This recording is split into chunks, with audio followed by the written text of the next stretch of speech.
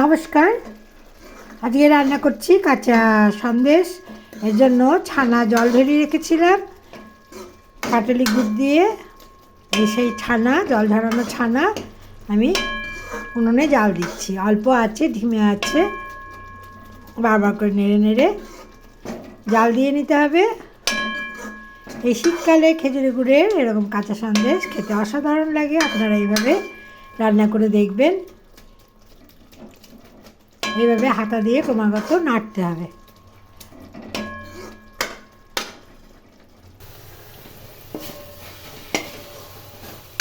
শুকিয়ে এসছে, এখন আর একটু নেড়ে নামিয়ে দেবো।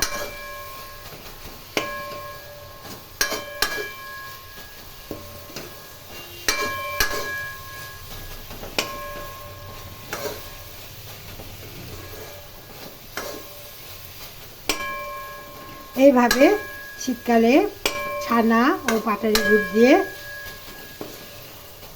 এই কাঁচা সন্দেশ পিঠের সাথে খেতে খুব ভালো লাগে।